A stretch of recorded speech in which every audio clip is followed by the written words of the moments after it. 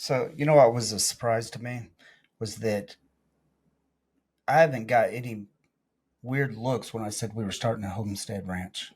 No, everybody seems to love it. I I actually thought I'd get pushback from people because they're like, "You live in the city," but I guess when you wear a cowboy hat all the time, it kind of Yeah. works. And But I mean, we also we give off the country vibe. yeah, yeah. At least they don't think I'm an idiot because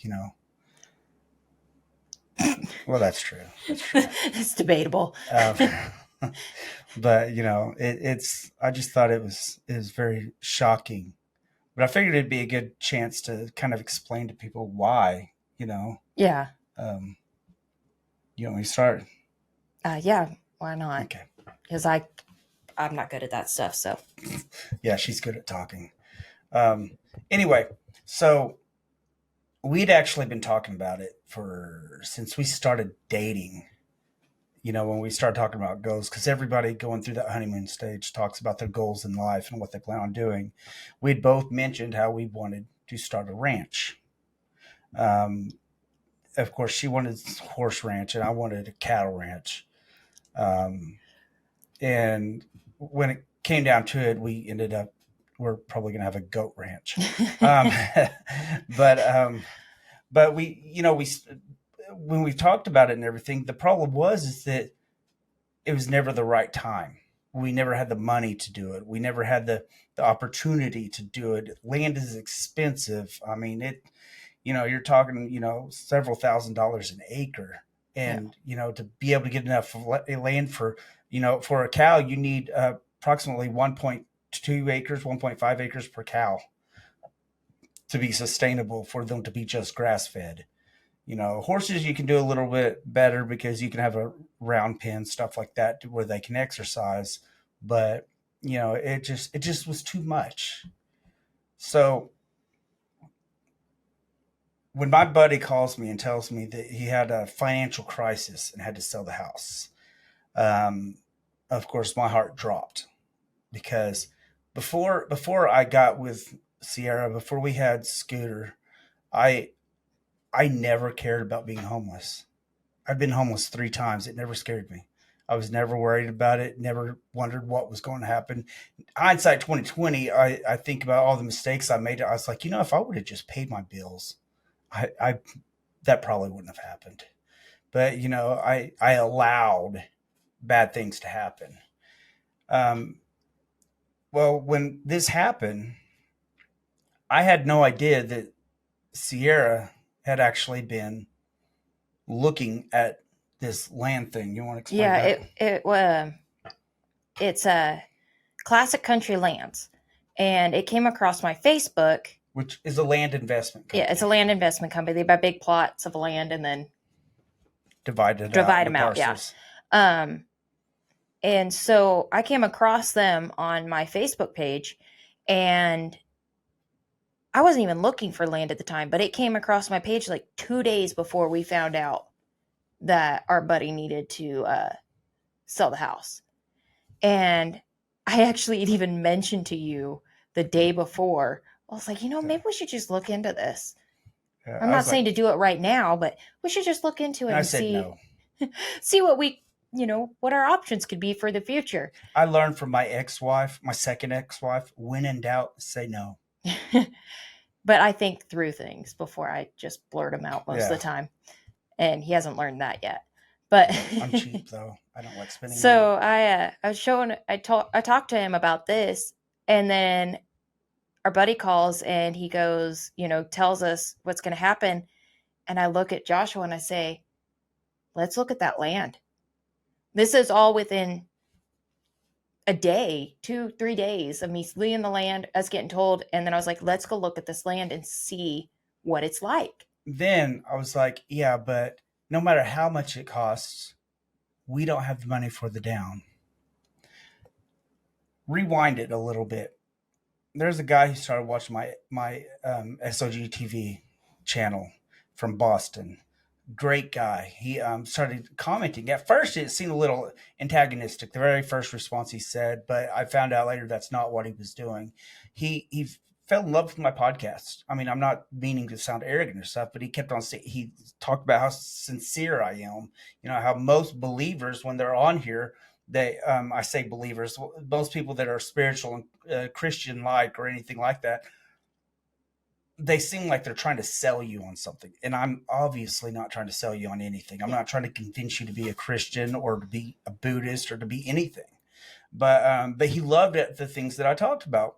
Well, I have a GoFundMe that I had set up because of our medical situation. I mean, we ended up over $30,000 in debt, and we couldn't pay our monthly bills because I don't make enough money, you know, and hence why my buddy has to sell the house because we haven't been able to pay for it.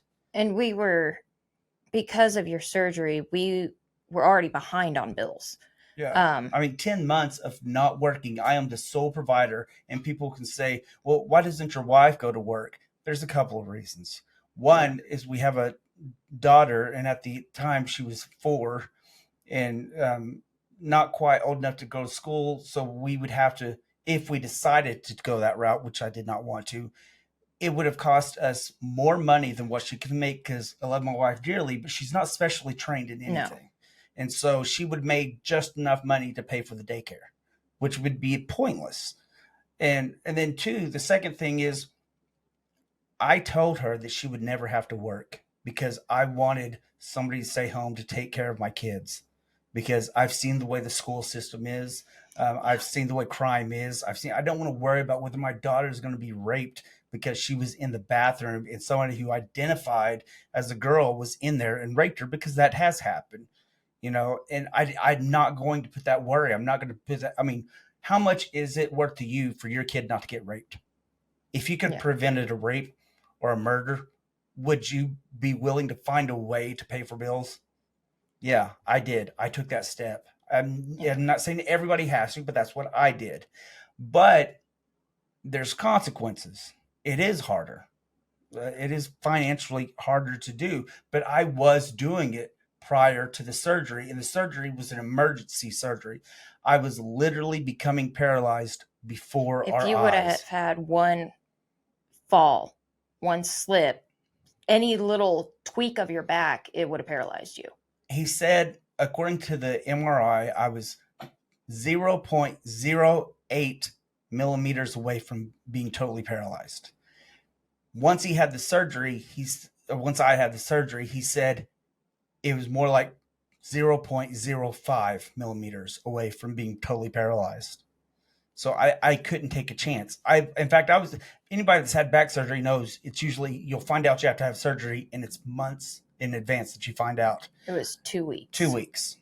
He said, and I couldn't wait any longer because it could be the difference between walking and not walking. Yeah. The risk, the longer you wait, the higher the risk was. Yeah. So we didn't have the opportunity to put money back or anything. And our credit at the time was about like 720, something like that. It was like 700. 700. It was something around like there. It wasn't bad. It was one of the, I think you were 720. I was 700. It was the best that we'd ever been. And my life, everything was working out. Since then, my credit score is like in the 400s. Yeah. 400 or 500, something like that. I mean, it's gone to shit. But we tried. I'm not lazy. I'm not trying to live off the government. People kept on saying, well, why don't you get disability? I'm like, why would I step into a worse situation? And I don't want to live off the government tit. Anyway, so I have this GoFundMe, and it was not raising enough money. It really wasn't. It helped a little, and I'm blessed, and I thank God for the people that did donate. But we appreciate that very much. Your bills equal $3,000 a month, and you didn't work for 10 months, and you couldn't pay any of them bills. That's $30,000 just right there. Yeah. Then add on to the multiple different surgeries that I had, because in between that time, I not only had that surgery, I had to have, we had a cancer scare. It was $7,000 to go and get tested for all the stuff they were doing. I mean, we had to come up with, I had 4 root canals that I couldn't even eat. And so I had to have these root canals. I mean, it was just one thing after the other. And I've probably been in the emergency room, a dozen times in the past year. Yeah, at least. I mean, things weren't looking so well. But this guy who fell in love with my stuff, he sees on one of my videos that I have this GoFundMe, and he donated $1,000, and the down payment for the land was $1,000, and he did this the day before we found out that we had to that we were going to have to move. Yeah. And the day after, she saw the land thing, and I didn't see it, and so she knew about that, but she didn't know about the money. Yeah. So that's not coincidence. I don't believe in coincidence. It's a God thing, and we were are so passionate about having this homestead, because it's not just about self-sufficiency. It's not. I love the idea of our food coming from our hands. I love the idea of not having to worry about grocery bills, not having to worry about, electric bills or stuff like that. Having ways to take care of everything. Yeah. Everything goes down, we're still taken care of. I love that. But even more so, my life, ever since I was a kid, has been devoted to helping people. That's why I got out of car sales, because it just bothered me too much that I didn't feel like I was helping anybody. I made good money, but I just wasn't helping anybody. But when I was a police officer, I helped people, but never felt like I was helping anybody. And then I wasn't getting paid enough to help anybody. And being a cop, she would have had to work. Yeah. Because there's no way we could have survived off of a cop's salary. But with this homestead, we can use the food products that we make, the vegetables, the meat. We could donate it to pantries. We can donate to the families that are in need. I mean, how awesome is this to know that there's a family that lives a couple of miles away and they can barely afford anything, and we just go and we just drop off some groceries for them. And the profits off of it. And that's why we decided to do goats, because goats are a lot more profitable, especially on a quick return. Milk goats are much more profitable than cattle or horses. And that's what we're thinking of. So we're also going to have chickens, laying hens and meat hens. And we'll probably have rabbits too, because, well, they're easy to produce. I mean, they just do it on their own. They don't call it multiplying like rabbits for no reason. But, the whole thing, everything about it is our dream, our passion, and we're good at it. We're really good at taking care of animals. We're really good at farming, fixing things. We rarely need to get somebody to fix anything for us. We're very, as I call it, constructurally inclined. Yeah. I mean, that's great about being, country. And great about growing up dirt poor. Yeah. I mean, you figure out how to do Jimmy it. rig things. Exactly. I mean, why pay for somebody if you can do it yourself? And I mean, which was great, because when I had my back surgery, she's been the one working on the truck. I couldn't do anything, and I still can't bend in certain ways, and so she'll end up still working on the truck. I just replaced the upper control arms. Yeah. And ball joints. I mean, so, but we live and we die for this. And so that's the reason why we're starting a homestead. But I mean, heck, we're living in town and I have chickens. Yeah. Of course, I had to have chickens. We're almost in Little Mexico. And so everybody has chickens. A lot of people around here have chickens. And we have a neighbor who, one day I was looking outside, and I'm like, "Did you buy a rooster?" You actually asked, "When did our chicken get feathers like that?" Yeah. And I'm like, that's not ours. That's a rooster. Apparently, several houses down the street, a rooster heard our chickens, and he climbed over into our yard, or flew over into our backyard. And what's funny is she found the owner, took the rooster back, and every single morning the rooster comes at dawn into our backyard, and at dusk he leaves. And he goes right back to his home. That's just like clockwork. Yeah. But which is great. I mean, he does take care of the chickens. He really does. He keeps them all in line. I mean, my dog has gotten my service dog has gotten a little too playful with the chickens, and he put her in her place. He put her in place. You know, I've seen that chicken, because you can feed scraps to chickens. People don't realize chickens will eat everything, including chicken.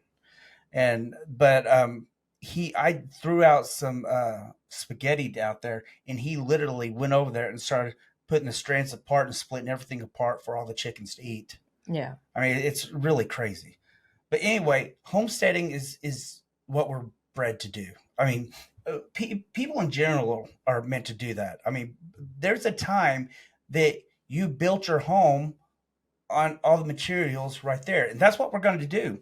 We the other day we made a post about the government taking our money. We just suddenly ended up without money.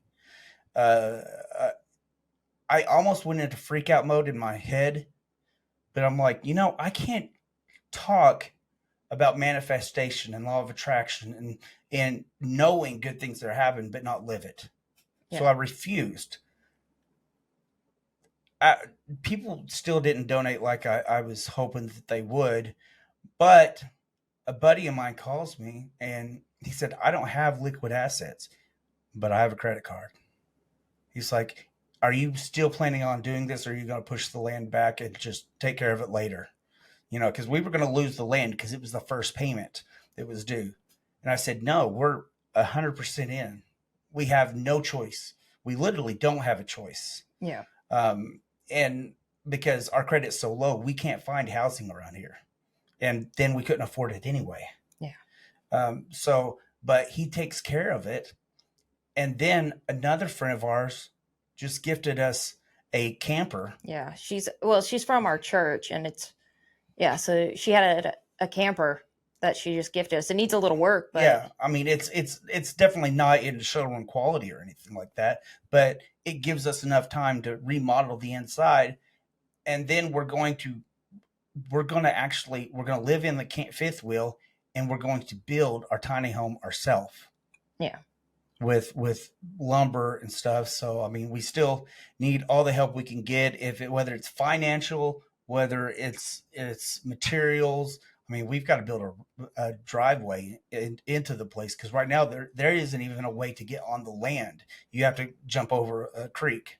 Well, not a creek, a trench. Yeah, but we've got to do a lot of building and stuff. I mean, we still got to. I mean, we have to have. It's going to cost us probably about $8,000 to build a sewage system. Yeah. And so because I'm trying to look up and find videos and stuff on how to install an aerobic septic system, because that's what we're going to need out there ourselves. But there's not a lot of videos that covers that. Yeah. So we're probably going to have to pay somebody for that, and we don't have the money for it. Yeah.